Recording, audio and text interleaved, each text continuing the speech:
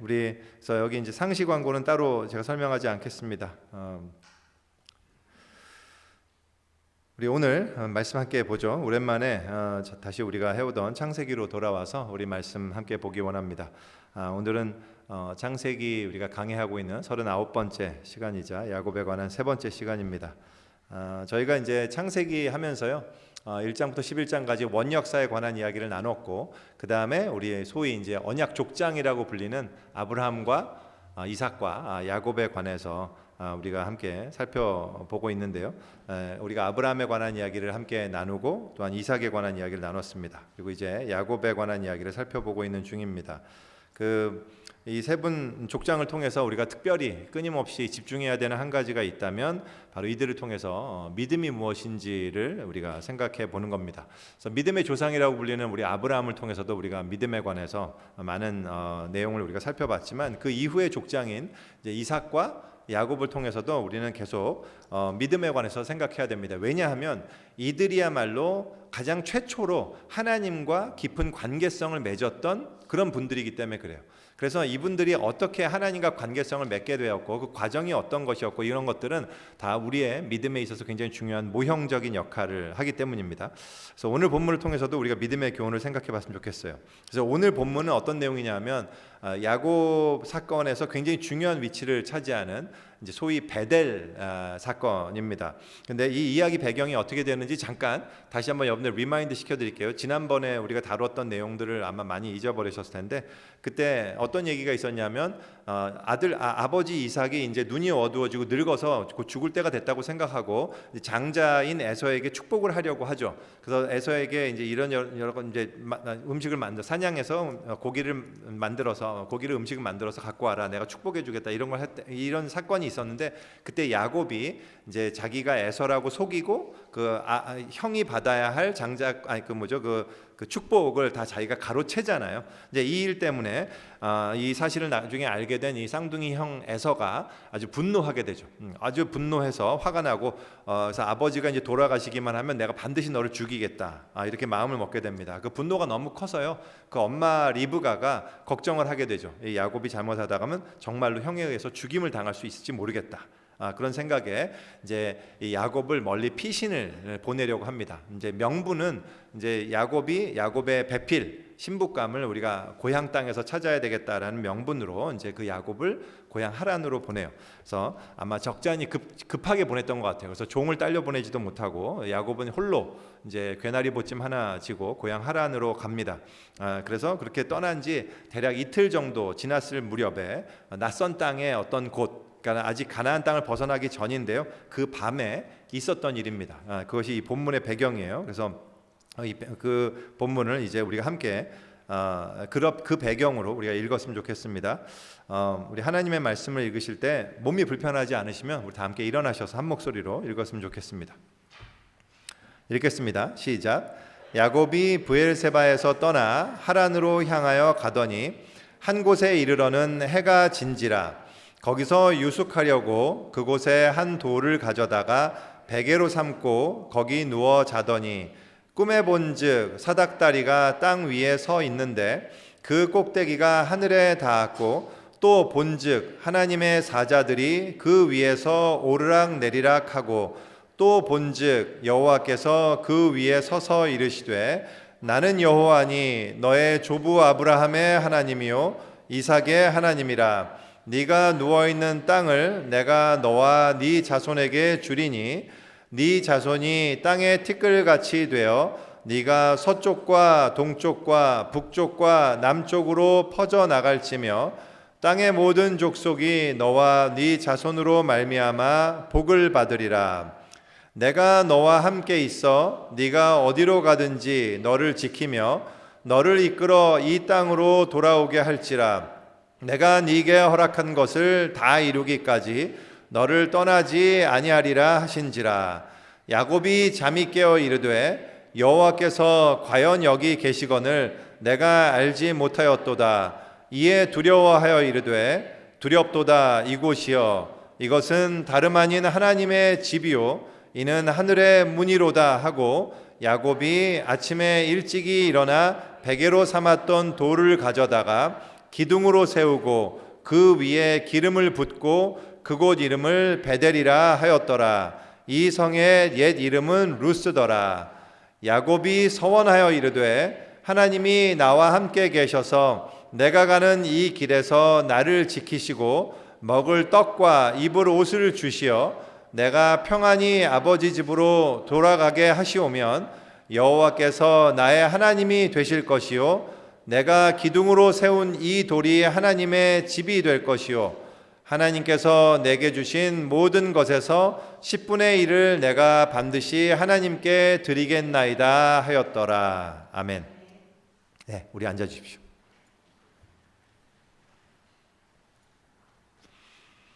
우리 개신교는 그 종교개혁에 남겼던 슬로건을 굉장히 중요하게 여기고 따릅니다. 그 슬로건 가운데는 솔라 그라티아, 솔라 스크립투라, 그래서 이제 오직 성경, 오직 은혜 이런 내용들이 있는데 그 중에 하나가 솔라 피데, 그래서 오직 믿음이라는 표현이 있습니다. 솔라 피데라는 표현은 이제 구원은 우리의 어떤 행위나 공로가 아니라 오직 믿음으로 말미암아 우리에게 주어진다라는 사실이에요.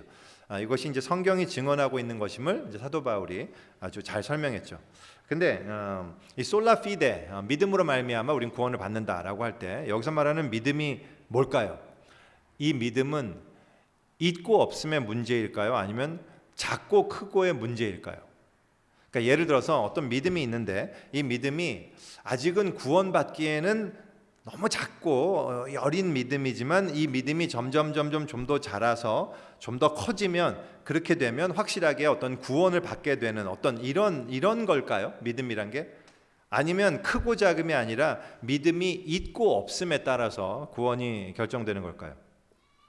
사실 우리가 이제 구원을 얻는 믿음에 관한 성경의 기록들을 이렇게 살펴보다 보면 이것은 크고 작음의 문제가 아님을 우리가 분명히 알 수 있어요. 예컨대 이제 요한복음 1장 12절 영접하는 자 곧 그 이름을 믿는 자들에게는 하나님의 자녀가 되는 권세를 주셨다라고 이렇게 선언할 때 여기서 이 권세라는 것이요 그 믿음이 얼마나 강한지에 따라서 결정되는 게 아니란 말이죠. 그 믿음의 크기에 따라서 이 권세가 더 주어지거나 덜 주어지는 게 아니라는 말입니다. 이것은 신분의 변화예요.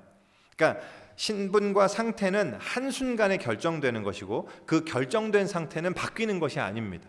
그러니까 내가 그런 거 있잖아요. 여러분도 여기 시민권 받으신 분도 있지만 저도 이제 I'm a proud US citizen이거든요.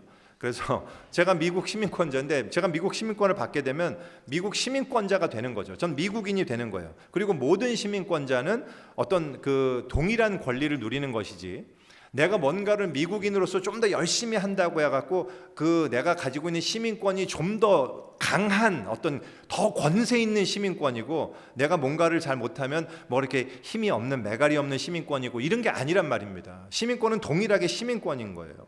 내가 어떠하든지 간에 나의 시민권은 그대로 주어진 스테이러스란 말이죠. 물론 이제 뭐 특별한 범죄로 인해서 시민권이 박탈되는 경우는 있겠지만 그건 뭐 예외로 하겠습니다. 그래서 구원도 마찬가지예요. 구원에 있어서 믿음이란 것은 어떤 한순간의 선택과 결정으로 인해서 나에게 주어지는 스테이러스의 변화예요. 신분의 변화란 말이죠. 이 시점을 중심으로 그 전과 후의 신분과 상태가 바뀌는 거죠. 따라서 이런 구원을 결정하는 믿음에 있어서는 믿음의 강약이라든지 뭐 정도라든지 이런 것들은 존재하지 않습니다. 믿음이 없든지 있든지 둘 중에 하나일 뿐이죠. 그래서 이 경우에 이 사람들이 어떤 사람이 아직 약하지만 나는 믿음이 자라고 있는 중이야라고 얘기한다면 그것은 사실은 아직은 믿지 않는 것을 완곡하게 표현한 것에 지나지 않는 거죠. 저는 이제 목회를 하면서요 침례받기를 주저하거나 혹은 예수님을 믿는다고 고백하기를 주저하는 분들을 적잖이 만나봤습니다. 이제 그런 분들이 이야기하는 공통적인 가장 대표적인 이유가 뭐냐 하면 저는 아직 부족합니다예요. 아직 준비가 안 됐습니다. 자기가 예수님을 믿는다고 말하기에는 여전히 자기는 믿음이 약하고 그 말씀대로 살 자신이 없습니다라는 어떤 그런 고백이었어요. 이분들은 믿음이 있는 걸까요? 없는 걸까요? 사실 어떤 면에서 보면 저는 이런 분들의 고백이 정말 이제 아무 생각 없이 덮어놓고 믿는다고 일단 고백부터 하는 저돌적인 분들에 비해서 훨씬 더 진솔하고 오히려 믿음이 있는 자세가 아닐까 하고 그렇게 고민한 적이 한두 번이 아니에요. 하지만 그럼에도 불구하고 그분들의 그 신중함과 고민을 충분히 이해함에도 불구하고 부인할 수 없는 사실은 결국 분명한 믿음의 고백을 하지 못한다면 그것은 아무리 신중하고 뭔가 아무리 긍정적인 변화가 진행되고 있다 하더라도 아직 믿음은 아니라는 사실입니다. 그런 과정이 우리를 신자로 만드는 것이 아니기 때문이에요. 결국은 어떤 특정한 시점에서의 마음의 변화는 굉장히 중요합니다. 그것이 의지적 결단의 고백이었든 아니면 특별한 체험으로 인한 기쁨의 인정이었든 아니면 어떤 특정한 상황 속에서 어쩔 수 없이 드리게 되는 항복이었든 whatever 그건 상관없어요. 중요한 것은 결국 신자가 된다는 것은 그 순간의 결정과 선택에 의해서 이루어지는 것이기 때문에 그래요. 한마디로 이것은 결혼에 비유할 수 있습니다. 아무리 친하고 좋아하고 동거하고 서로 사랑한다 하더라도 이 결혼하지 않았다면 우리가 부부라고 부를 수 없는 것과 마찬가지죠. 물론 이제 요새는 사실혼, 법률혼 이렇게 구분해 갖고 사실혼의 관계도 부부다 이렇게 얘기하긴 하는데 그 제가 예외적인 경우로 얘기하는 거지 우리가 일반적인 경우로는 그렇게 이야기하지 않죠. 그죠? 결혼하지 않았다면 아무리 같이 산다 하더라도 그 존재는 남친, 여친일 뿐이지 부부는 아닌 거예요. 이와 마찬가지로 아무리 진지하고 진실되게 고민한다 하더라도 예수님을 주님으로 영접하지 않았다면 믿음은 없는 거란 말이죠. 물론 이런 케이스는 있을 수 있습니다. 이미 마음에 영접했고 속으로 주님께 특별히 그런 고백을 내가 개인적으로 드렸음에도 불구하고 다른 사람들 앞에서 그걸 표현하지 못하는 분들도 있을 수 있어요. 그런 경우로 전 얘기하는 건 아닙니다. 그런 분들은 당연히 그건 표현이 안 될 뿐이지 믿는 거죠. 그분들은 믿는 것이고요. 저하고는 제가 여기서 강조하고 싶은 건 이런 겁니다.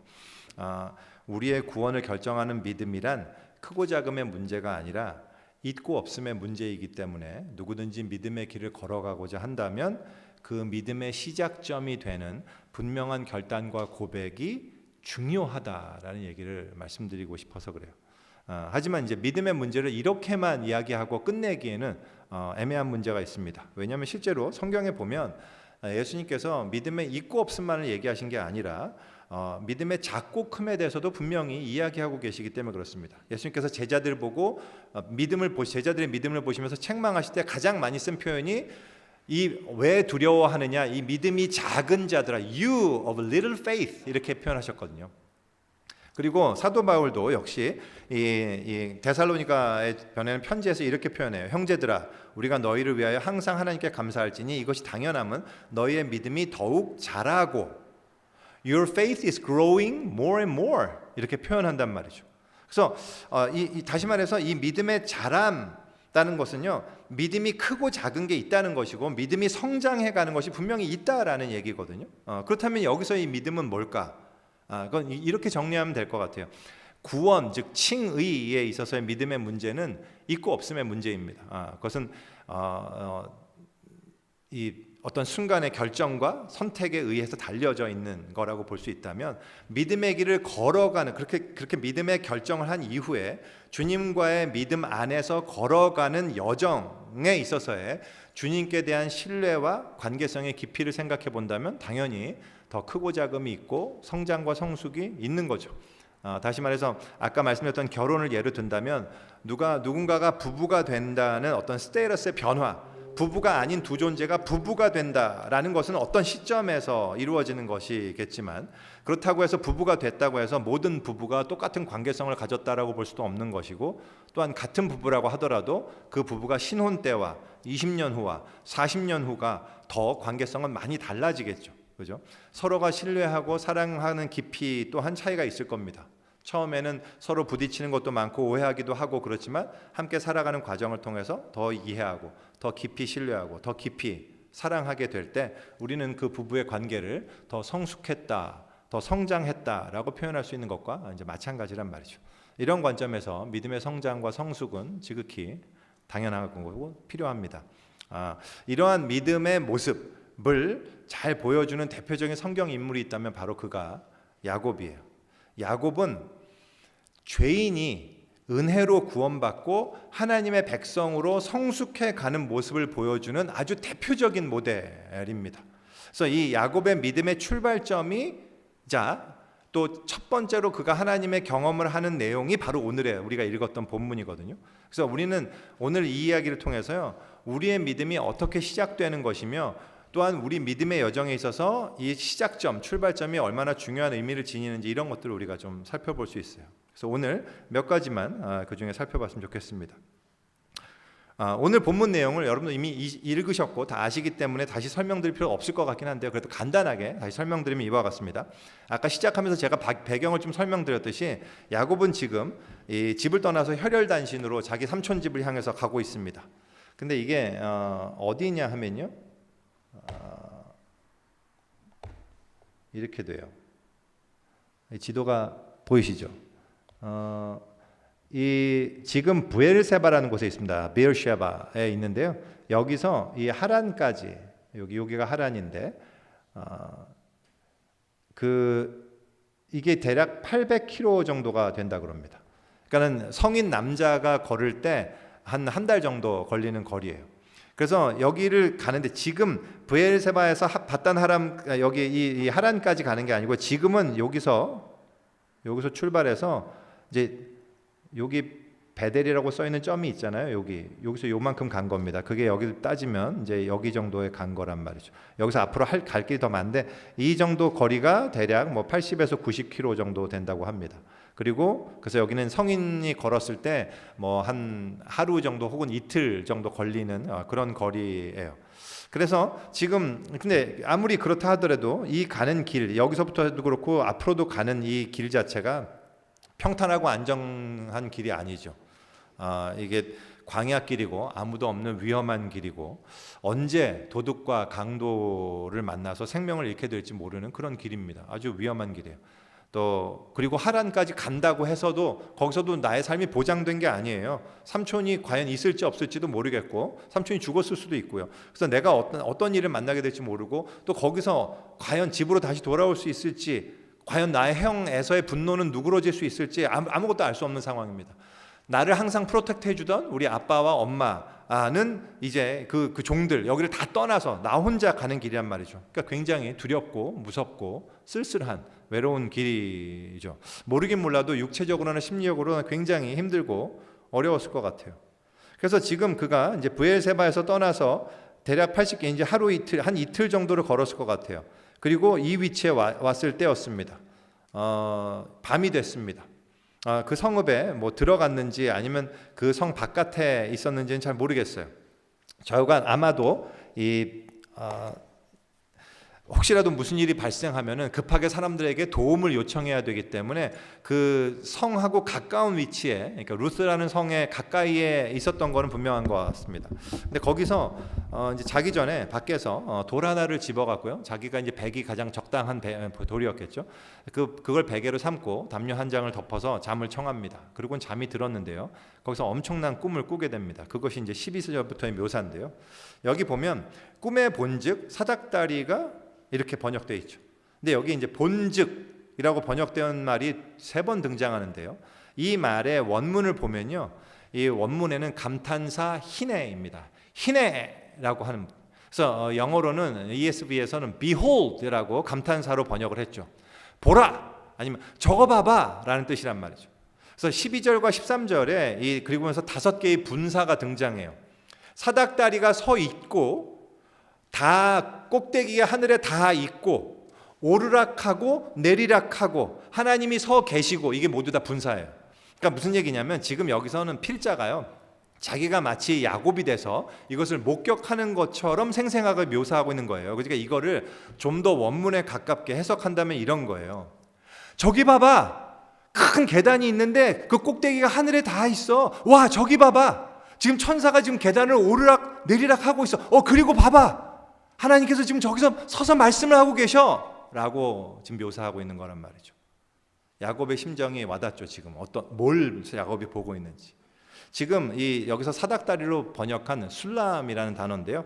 이 성경에선 이 단어가 유일하게 한 번 여기서 딱 쓰이기 때문에 이게 실체가 뭔지를 잘 몰라요. 많은 주석가들이 사실은 사닥다리로 번역하는 걸 반대합니다. 왜냐하면 사닥다리는 생각해 보세요. 이렇게 생겼잖아요. 이렇게 쭉쭉쭉쭉쭉 이렇게. 그래서 이건 한 사람이 잡고 이렇게 올라가잖아요. 근데 거기를 두 명이 오르락내리락 할 수는 없는 구조거든요. 그러니까 그런 작은 게 아니고요. 사실 아마 술람은 이 두 방향으로 오가는 것이 가능한 굉장히 어미하고 대단히 웅장한 무언가였을 가능성이 높아요.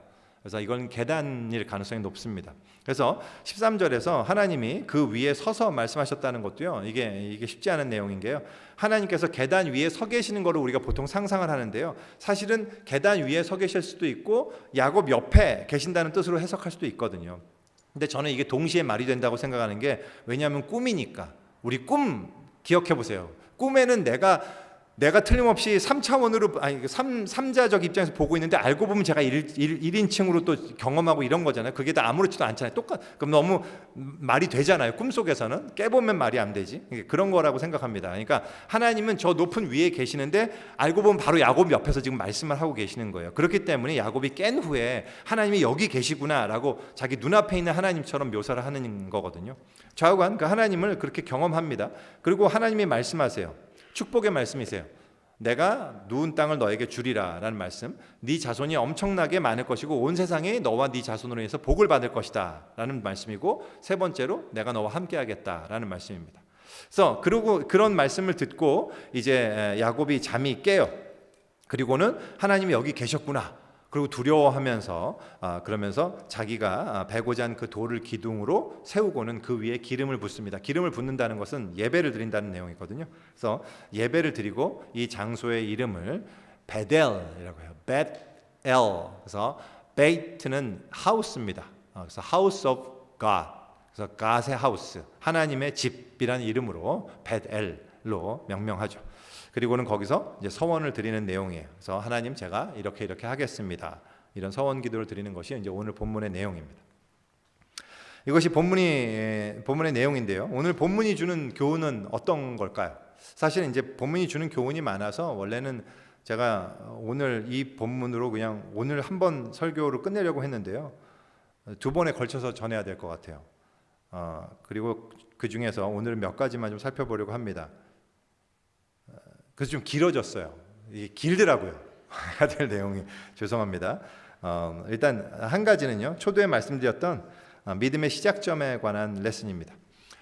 믿음에는 시작점이 있다라는 사실입니다. 출발점이 있습니다. 이 순간이 야곱에게 있어서는요. 하나님을 믿게 되는 첫 번째 계기였습니다. 인생에 있어서 그가 하나님을 만나는 첫 번째 순간이자 그의 믿음의 첫 순간이었다고요. 지난번에도 말씀드렸듯이 야곱이 지금 적은 나이가 아니죠. 지금 야곱이 몇 살이라 그랬죠? 성경의 정보를 토대로만 그냥 문자적으로만 만약에 계산을 해본다면 지금 나이는 77세라고 말씀드렸잖아요. 77세는 그리고 지금으로 따지면, 그때는 150세 이상을 사니까 지금으로 따지면 40대 중반일 정도일 거라고 말씀을 드렸습니다. 근데요, 중요한 것은 그의 나이가 어떻든 간에 창세기는 오늘 이 장면, 우리가 읽었던 이 본문의 이 장면 전에 하나님께서 야곱에게 계시를 하시거나 말씀하시거나 만나는 예를 전혀 기록하고 있지 않아요. 그는 아직까지 하나님을 한 번도 만난 적이 없었단 말이죠. 제가 여러분들에게 여기서 질문 드리고 싶어요. 야곱은 하나님을 믿었을까요? 안 믿었을까요? 믿었을 거라고 생각하세요? 안 믿었을 거라고 생각하세요?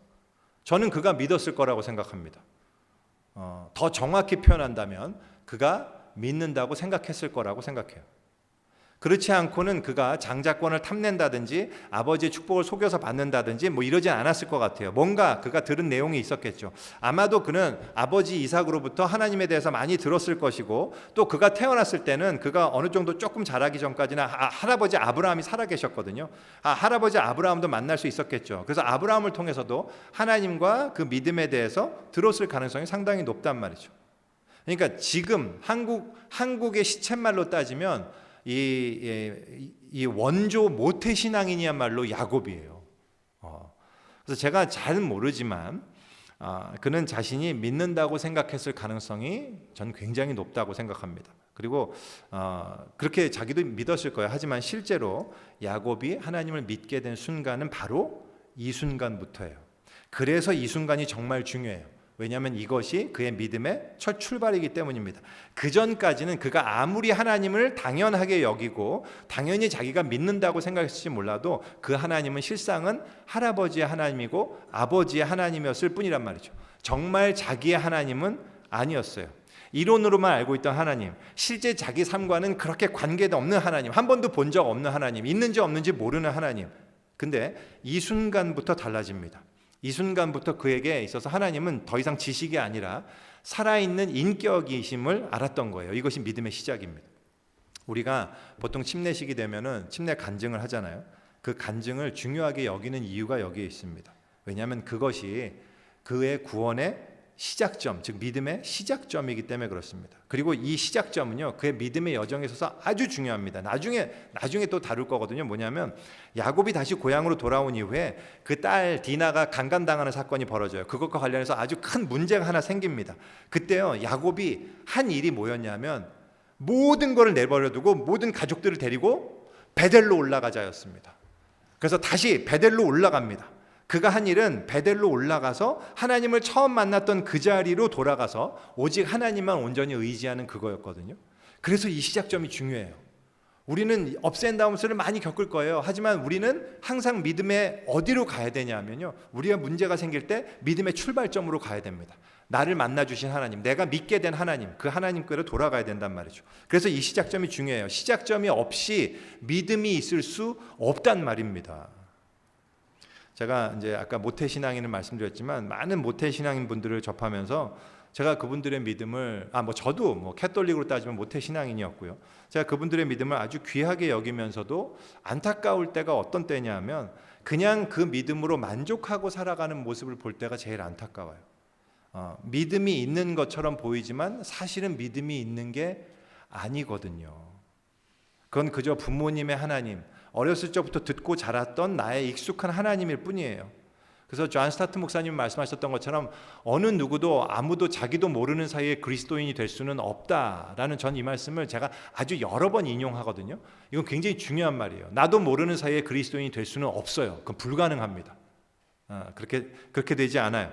하나님에 대한 인식의 순간이 누구에게나 있단 말입니다. 정말로 그 하나님이 나의 하나님이 되는 순간, 그때 비로소 나의 믿음이 시작된단 말이죠. 근데 저는 오해하지 마십시오. 모태신앙이 나쁘다는 게 아니고요. 너무 좋은 건데 그거는 진짜 신앙이 아니라 엄청나게 유리한 조건이라는 사실만을 기억하시라는 얘기예요. 엄청나게 유리한 조건이에요. 다른 사람은 비교할 수 없는 유리한 조건. 하지만 유리한 조건일 뿐이에요. 그건 신앙이 아닙니다. 그래서 거기에 머무르시면 안 돼요. 반드시 고백과 하나님이 나의 하나님이 되는 그 시점을 가지셔야만 합니다. 그래서 이 시작점은 굉장히 중요한 순간입니다. 이걸 소홀히 여기시면 안 되고요. 믿음의 성장은 다시 거듭 얘기하지만 이 시점부터 시작됩니다. 그 전까지는 믿음이 성장하는 게 아니란 말이죠.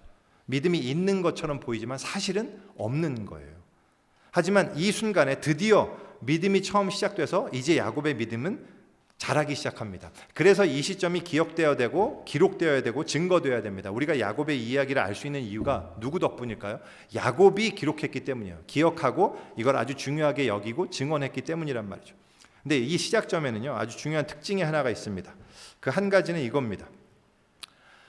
야곱이 하나님을 믿게 된 이유는요, 그가 하나님을 찾게 되었기 때문이 아니고요, 하나님이 그를 찾으셨기 때문입니다.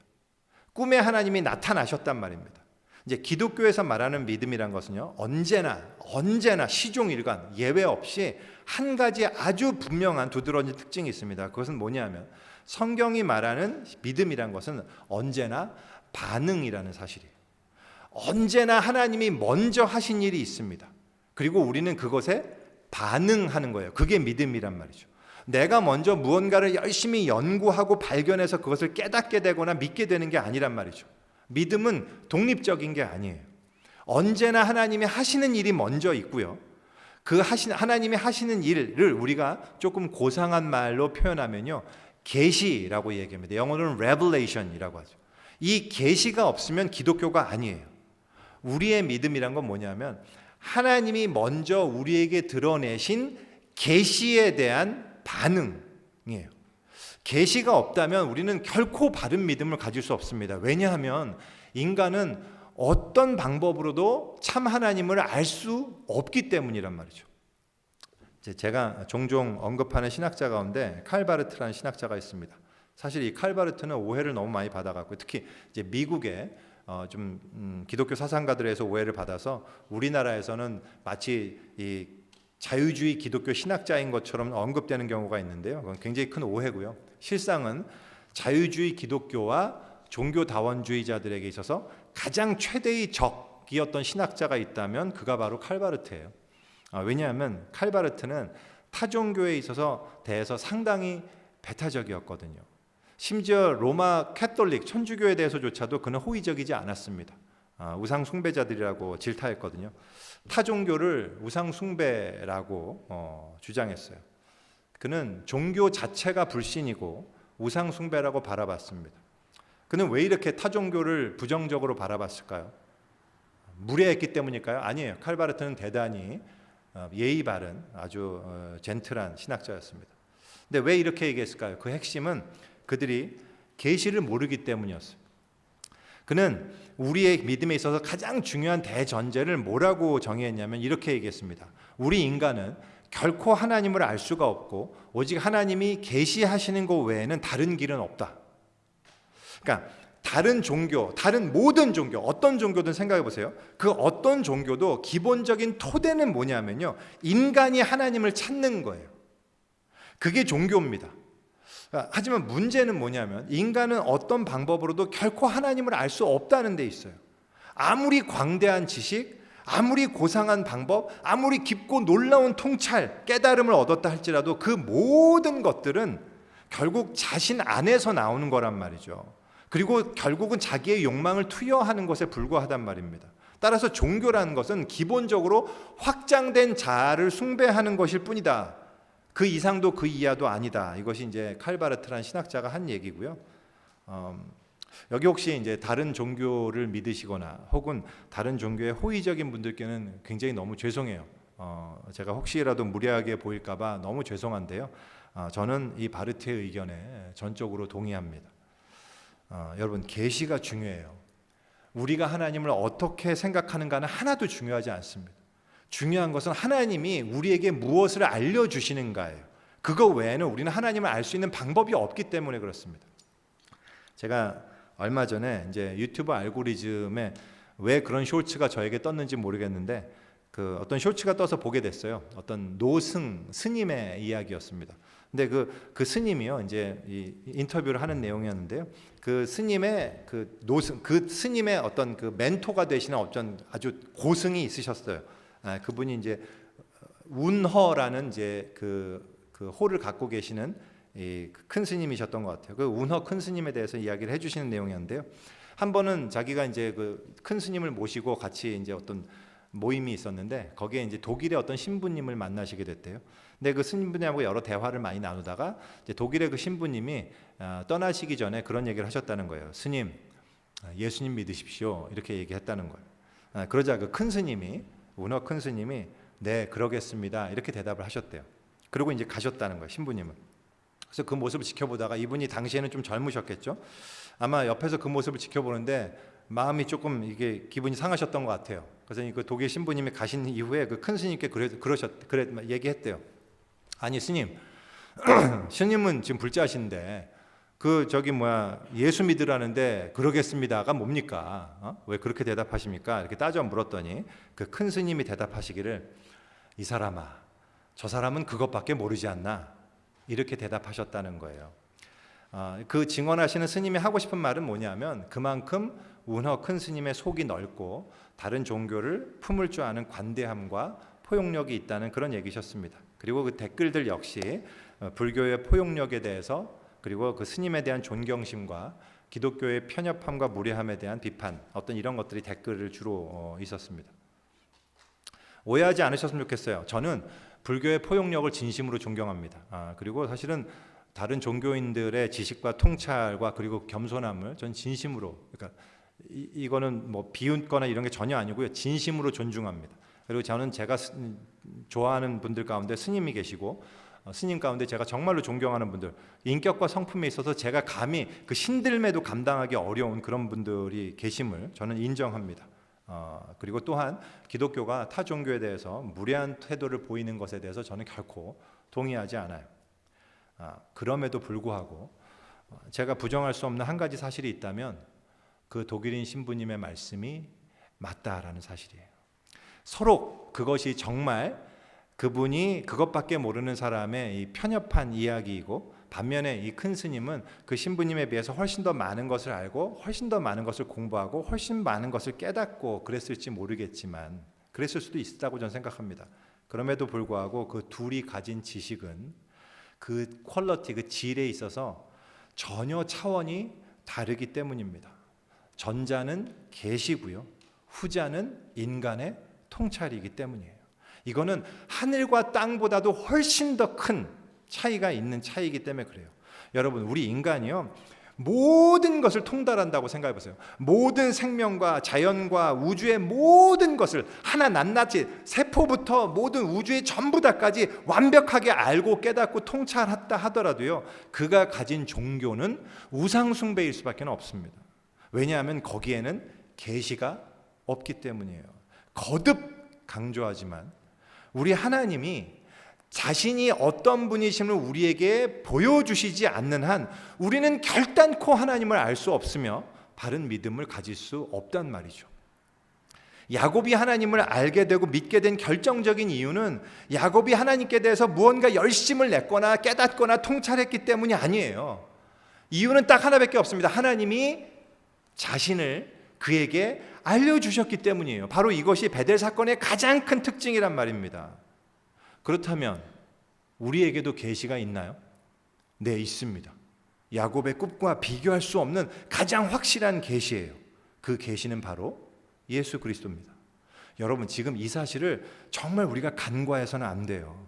우리가 예수 그리스도 이전의 사람들에 비해서 얼마나 놀랍고 특별하고 엄청난 은총을 받았는지를 절대 간과해서는 안 됩니다.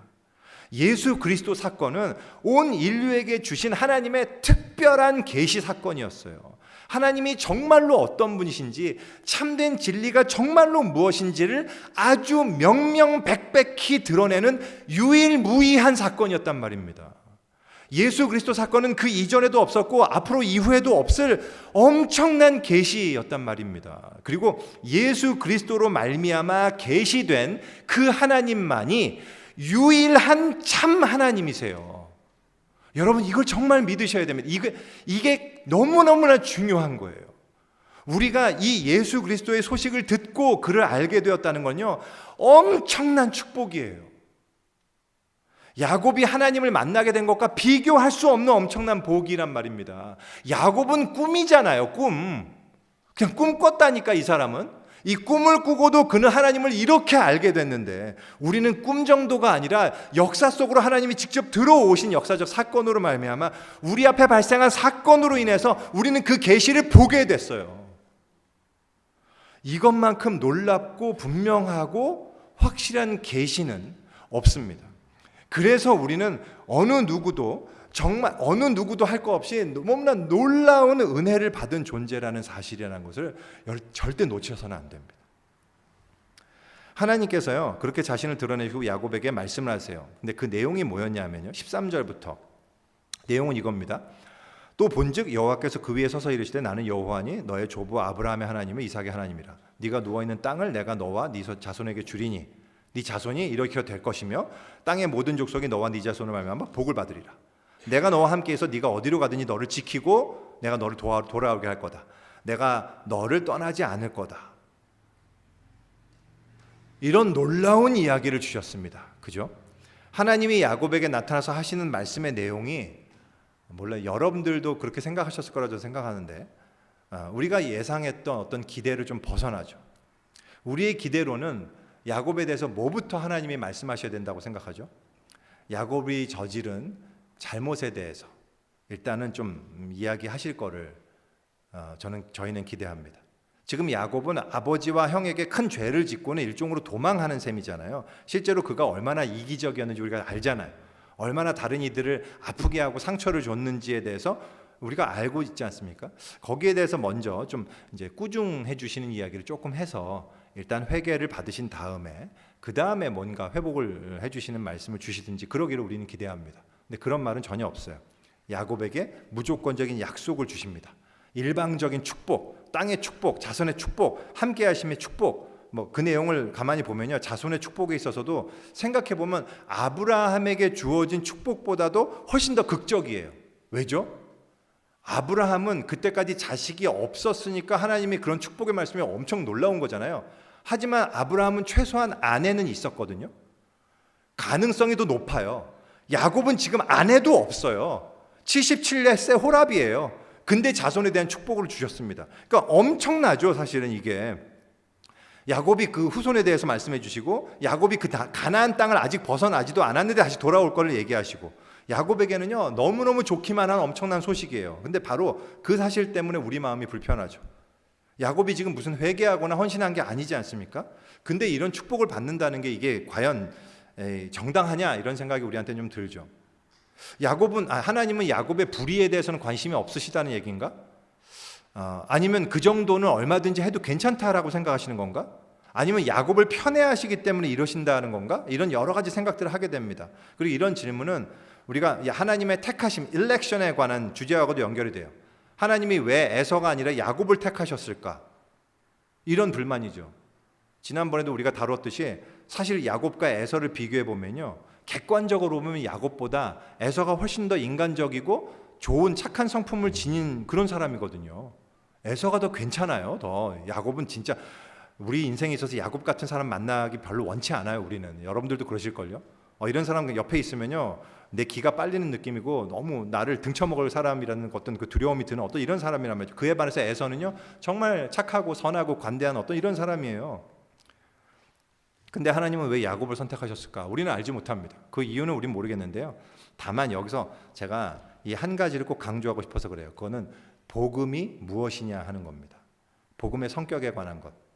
성경의 관심은요 어떤 사람이 윤리적이고 모범적인가에 달려있지 않단 말이죠. 거기에 있지 않아요. 예수님이 오셨을 때도 예수님이 만난 사람들, 관심과 애정을 기울인 사람들에게는 들 중에는 그냥 잘 나가고 뛰어난 사람들만 있었던 것이 아니라 세리와 죄인과 창기들이 있었단 말이죠. 그들에게도 똑같은 관심과 사랑을 예수님은 보여주셨단 말이에요. 그렇다고 예수님이 어떤 윤리와 도덕을 부정하셨냐? 그건 아니에요. 실제로 그런 거 괜찮다라고 하신 적도 없고요. 예수님께서 산상수훈의 내용을 보면 우리가 가지고 있는 윤리적인 그런 기준보다도 훨씬 더 엄격한 잣대로 예수님은 말씀을 하셨습니다. 중요한 것은 뭐냐 하면요, 예수님은 인간에 관한 것이 아니라 하나님에 대한 것을 보여주시려고 했다는 데 있어요. 이것이 성경이 관심을 기울이고 있는 것이고 이것이 바로 복음이에요. 성경은 우리 인간에게 어떤 기대와 기준과 소망을 두지 않는단 말입니다. 오직 하나님께만 집중해요. 그런 점에서 성경은 어떤 인간도 절대화한다든지 포기한다든지 이러지 않아요.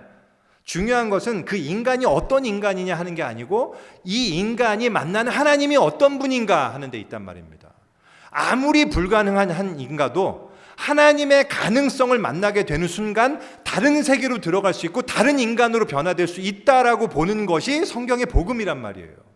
이것이 그래서 복음이고 복음은 그래서 좋은 소식인 거예요. 복음은 우리가 잘 아는 지성이면 감천이다, 아니면 이 너의 운명은 너에게 달려있다라든지, 아니면 하늘은 스스로 돕는 자를 돕는 자라든지 그런 이야기가 아니란 말입니다. 그건 복음과 완전히 다른 이야기예요. 복음은 그 어떤 사람이라 할지라도, 너가 어떤 상황에 있을지라도 너는 하나님이 계시기 때문에 소망이 있다라고 얘기하는 게 복음이란 말입니다. 그래서 복음은 참으로 이 세상의 어떤 사람에게도 복음인 거예요. 복음은 우리의 운명이 내가 아니라 하나님께 달려있음을 선언하시는 소식입니다. 나의 어떠함이 아니라 하나님의 어떠하심 때문에 우리의 운명이 바뀔 것이라고 선언하는 것이 복음이란 말입니다. 그게 복음이에요. 야곱이 꿈에서 하나님으로부터 들었던 복음보다도 더 복되고 놀라운 복음이 우리에게 주어졌어요. 아까도 말씀드렸던 하나님의 계시로 우리에게, 하나님의 완전한 계시로 우리에게 주어진 예수 그리스도, 그 예수 그리스도가 우리에게 복음입니다. 우리에게 주어진 이 복음의 예로 제가 예수님의 어떤 말씀을 전할까 생각하다가 지금 이렇게 보다가요, 오늘 DT 본문을 보게 됐는데요, 보다가 깜짝 놀랐어요.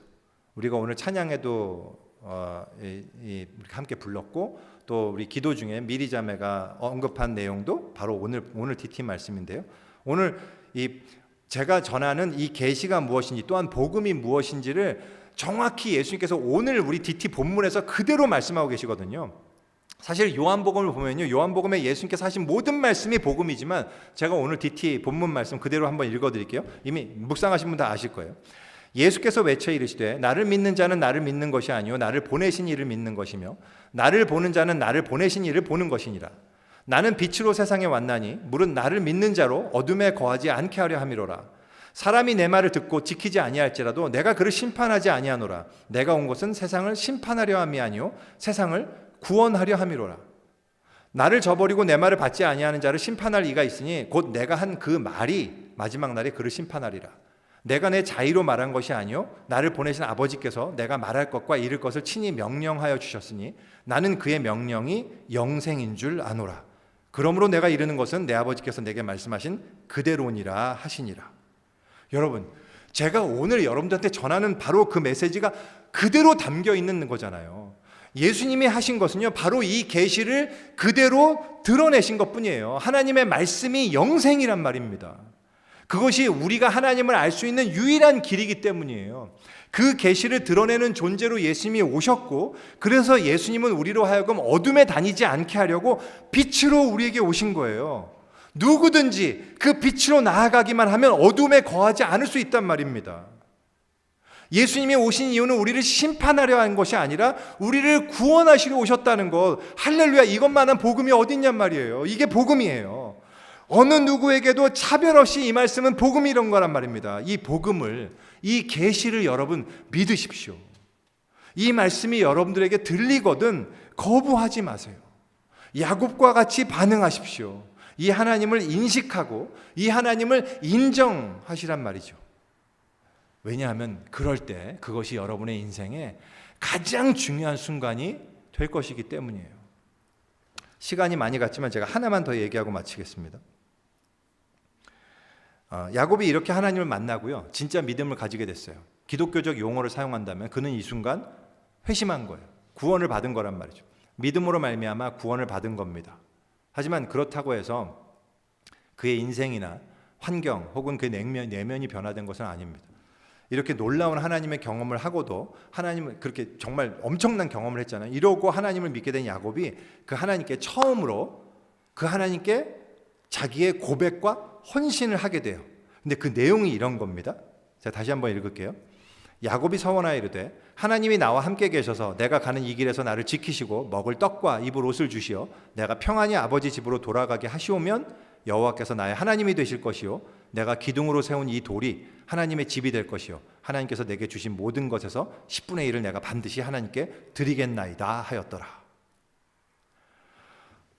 정말 결코 쉽지 않은 엄청난 하나님 경험을 한 사람이 이 우리에게 들려주는 이 간증이라고 하면서 우리가 듣기에는 좀 거시기해요. 그죠? 이게 야곱의 서원에 대한 분석이 주석가들마다 좀 분분하긴 한데요. 구체적인 건 제가 다음에 얘기할 거고요. 다만 좌우간 그냥 우리가 단순하게 읽기에도 뭔가 좀 흡족하지가 않습니다. 이 느낌이 그런 거잖아요. 주님, 결국 말씀하신 대로 내가 정말로 다 잘 되게 되면 그땐 제가 하나님을 인정하겠습니다. 그리고 뭘 좀 드리겠습니다. 어떤 이런 느낌이잖아요, 고백이. 만일 야곱이 이거를 침례 간증문으로 적어왔다면 아마 간증문 리뷰하면서 저는 그랬을 것 같아요. 저 야곱 형제님 괜찮으시다면 저 침례를 조금 미루시고 저와 함께 1:1 성경 공부 조금만 더 했으면 좋겠습니다. 그래서 그 좀 하나님을 조금 확실하게 알고 난 다음에 침례 받으시면 어떨까요? 아마 제가 틀림없이 이렇게 얘기했을 법한 그런 고백이란 말이죠. 물론 그동안까지 야곱이 한 짓을 보면, 그리고 그의 성품을 보면 뭐 장족의 발전이긴 합니다. 이 짠돌이가 이익을 위해서 무슨 짓이든 하던 이 사람이 뭐 11조를 드린다는 것만으로도 뭐 엄청난 고백이라고도 할 수 있고, 뭐 그렇지만 실제 하나님을 만난 사람이라고 치고는 여전히 너무나도 자기 중심적이고 하나님과 여전히 어떤 거래와 타협을 하는 것 같은 그런 모습을 느낌을 받게 되잖아요. 더 나아가서 이 사건 이후에 야곱이 착하고 선한 사람이 되느냐? 그렇지 않아요. 앞으로 보시겠지만 삼촌 라반의 집에서요, 자기가 당한 만큼 그 배로 되갚아주는 그 복수심에 불타는 모습이라든지, 아니면 이제 나중에 라반의 집을 떠나서 집으로 에서에게로 고향에 돌아오게 되는 때가 있거든요. 그래서 에서의 마음을 사기 위해서 그가 보여주는 어떤 전략이 있어요. 야, 그런 모습을 보다 보면 야, 진짜 야곱은 야곱이다. 진짜 인간이 변하지 않는다는 말이 정말 맞구나, 이런 생각을 하게 되는 그런 모습들이 있단 말이죠. 근데 제가 얘기하고 싶은 건 이겁니다. 하나님을 경험한다는 것, 그리고 하나님을 인정하고 처음으로 그 믿음을 고백한다는 것은요, 그 영혼의 신분이 변화되는 대단히 중요하고도 엄청난 사건임에도 불구하고 그것이 나의 변화를 완성시키는 것은 아니다라는 사실이에요. 야곱은 실제로 뭔가 엄청난 변화가 일어난 게 아니에요. 근데 이거는 야곱만의 이야기가 아닌 거 다 아시죠? 우리도 알고 있잖아요. 왜? 우리가 그러니까. 우리가 야곱이잖아요. 우리의 믿음의 여정을 가면서 나야말로 정말 야곱이란 생각을 우리가 많이 하게 되죠. 내가 정말 예수 믿고 너무 달라진 것 같다라고 생각하고 어느 순간 가다 보면 내 안에 이렇게 오랫동안 믿었음에도 불구하고 그대로 시퍼렇게 살아있는 속물근성을 내가 발견하게 될 때 너무 낙심하잖아요. 정말 변한 게 없구나. 그렇게 좌절하다 보면 또 어느 순간에 내 안에 정말 하나님으로 인한 어떤 믿음이 갑자기 발휘되는 걸 보게 될 때 있어요. 이건 뭐지? 그래서 내가 지금 제대로 믿고 있는 건가 아닌가, 뭐 이런 거에 대해서 이런 질문을 우리가 많이 던지게도 돼요. 그게 야곱의 모습이거든요. 우리는 야곱에 비친 나의 모습을 보면서 그 답을 찾게 되죠. 참으로 야곱은요, 우리의 자화상입니다. 야곱의 끊임없는 자기 중심성과 인시큐리티에는요, 그의 삶에서 쉽게 해결되지 않는다고요. 하지만 그럼에도 불구하고 이 만남을 계기로 하나님께서는 야곱을 그 인생 속에서 여러 차례 앞으로 만나 가시면서 또 말씀을 통해서 끊임없이 그를 믿음의 성숙의 자리로 이끌어 가신단 말이죠. 우리는 야곱을 보면서 우리들 역시 주님께서 그렇게 이끌어 가실 것을 확신할 수 있어요. 다만 한 가지, 이 야곱의 하나님 경험 사건, 그의 믿음의 출발점이 가지는 그러면 가장 핵심적인 변화가 무엇이냐, 중요한 의미가 무엇이냐, 그것은 다른 건 하나도 없어도요, 바로 이 한 가지 변화예요. 아까도 제가 언급한 건데 다시 언급하는 거긴 하지만 그건 무엇이냐, 하나님이 자기의 하나님이 되었다는 사실입니다. 물론 돌베개를 기둥 삼아 예배드리고 그 장소를 베델, 하나님의 집이라고 이름 짓는 모습에서도 그걸 발견할 수 있지만, 이 사실을 가장 잘 보여주는 장면이 바로 여기라고 생각해요. 아쉽게도 이게 한국말로는 잘 드러나지 않아서 굉장히 안타까운데요, 한국말로 보면 여기서 이제 하나님이 나와 함께 계셔서 내가 평안히 아버지 집, 여호와께서 나의 하나님이 되실 것이요 또 나의 하나님이 집이 될 것이, 이렇게 쭉 3인칭으로 얘기하잖아요. 영어로 보면 이렇게 됩니다. 그래서 if God will be with me and will keep me in this way that I go, and will give me bread to eat and clothing to wear, so that I come again to Father's house in peace, then the Lord shall be my God. 그리고 여기서도 22절에서 shall be God's house 라고 얘기를 해요. 근데 맨 마지막 절이 어떻게 되냐면요, and of all that you give me, I will give a full tenth to you. 야곱이 여기서 처음으로 하나님을 2인칭으로 불러요. 우리말에는 2인칭 높임이 없어서 아쉬운데요, 2인칭 높임은 당신이 아니죠. 당신이 높임말이 되는 건 3인칭일 때예요. 그죠? 당신이 높임말인 줄 알고 어르신 앞에 당신이 이렇게 얘기하면은 조심하셔야 돼요. 그게 아니에요. 이거 2인칭 높임말이 없는데요, 어쨌든 그 2인칭 높임말이 있으면 그걸 우리가 사용할 수 있을 것 같아요. 하나님을 지금 you라고 부른단 말입니다. 야곱은 지금 하나님을 자기가 상대하는 2인칭 상대자로 인식했다라는 얘기예요. 이것이 바로 변화입니다. 하나님이 나의 하나님으로 인식되는 것, 믿음의 출발점이 가지는 가장 중요한 사실은 하나님을 참으로 나의 하나님, 나와 관계하시는, 지금 나와 관계하시고 계시는 하나님으로 인정하는 거예요. 이것이 가장 핵심적인 변화입니다. 그리고 이것이 바로 믿음의 출발점인 거예요. 말씀 마치겠습니다. 오늘 우리는 야곱의 믿음이 시작된 출발점을 보면서 그 시작점이 얼마나 중요한지, 그리고 그 믿음은 어떻게 시작됐는지, 복음은 무엇인지, 이런 것들을 생각해 봤습니다. 그리고 이 변화의 가장 중요한 의미는 야곱이 하나님을 자기의 하나님이라고 인식했다라는 사실에 있다고 말씀을 드렸습니다. 거듭 말씀드리지만 우리는 야곱의 경험보다도 훨씬 더 놀랍고 확실하고 충격적인 계시가 우리에게 주어졌어요. 그 계시는 예수 그리스도 사건입니다. 꿈 정도가 아니라 하나님의 아들이 이 땅에 육신을 입고 오셔서 그의 말과 삶과 행동과 죽음에 이르기까지, 그리고 부활을 통해서 하나님이 어떤 분이신지를 우리에게 너무나 명백하게 드러내셨습니다. 보여주셨습니다. 그리고 우리 각자에게 이 복음을 들려주셨습니다. 우리는 성경과 역사를 통해서 이 사실을 보고 듣게 되었어요. 여러분, 이것보다 더 확실한 계시가 있을 수 있을까요? 우리는 지금 야곱이 꾸고 있는 꿈을 현실로 마주하고 있는 거예요. 제가 이 자리에서 말씀드리고 싶은 것은, 이 자리에 혹여라도 아직 믿음의 고백이 없으신 분이 계시다면 이 사실을 꼭 믿으시고 이 하나님을 나의 하나님으로 인식하시고 그 하나님과의 관계를 시작하게 되시기를 간절히 축복합니다. 그리하여 오늘 지금 이 자리가 여러분의 인생에서 베델이 되시기를 간절히 소원합니다. 그 인생에 야곱이 누린 놀라운 하나님의 축복이 함께할 것을 확신합니다. 우리 기도하겠습니다.